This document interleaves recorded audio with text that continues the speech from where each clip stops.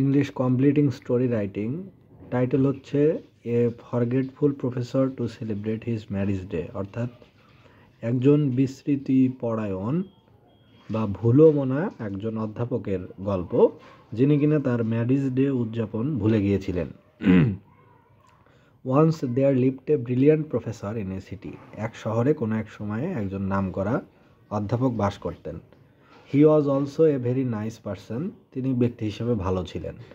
But most of the time he was found lost in study. তবে অধিকাংশ সময়ই তাকে লেখাপড়ায় মগ্ন থাকতে দেখা গেছে। As a result he would often forget important matters which sometimes resulted in funny and unfortunate things.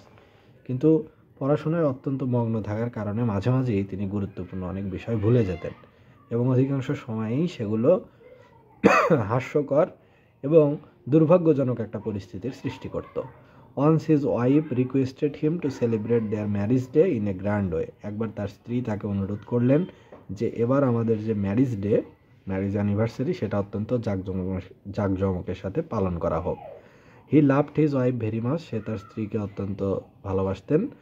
So he readily agreed to give a rich dinner to their close relatives and friends. তাই তিনি তার আত্মীয় স্বজনদের এবং বন্ধুবান্ধবদের একটি ভালো খাবার বা ভোজের আয়োজন করলেন। He made elaborate arrangement spending a huge amount of money. অনেক টাকা খরচ করে বিশাল আয়োজন করলেন। His wife felt very happy and proud. তার স্ত্রী অত্যন্ত গর্বিত এবং আনন্দ বোধ করল।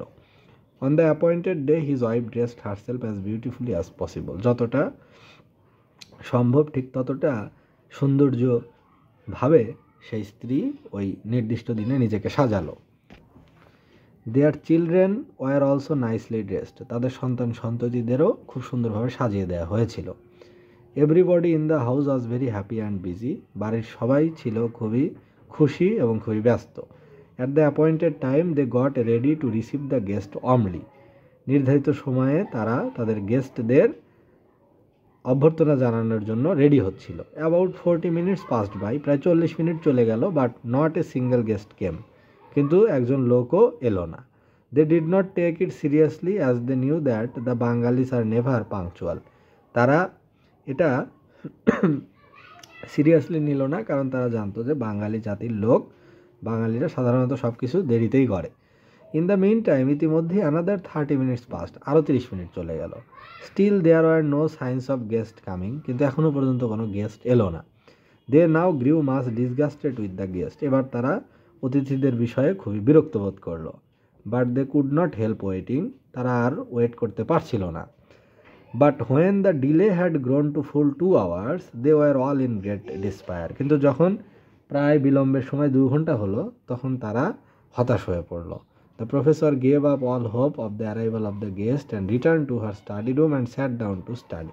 প্রফেসর আশা ছেড়ে দিল তাদের অতিথিদের বিষয়ে এবং মন মরা হয়ে তার স্টাডি রুমে এসে পড়া শুরু করলো। He needed a file clip. অর্থাৎ তার একটি ফাইল ক্লিপের প্রয়োজন হয়েছিল। The clips are in the drawer of his. অর্থাৎ তার রিডিং টেবিলের ড্রয়ারে ছিল হচ্ছে সেই ফাইল ক্লিপগুলো। He pulled out the drawer and found to his utter disappointment that the whole bundle of invitation cards in the drawer.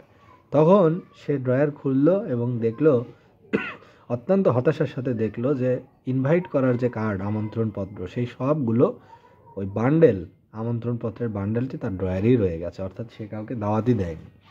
He felt very ashamed to think that he had forgotten to send out the cards.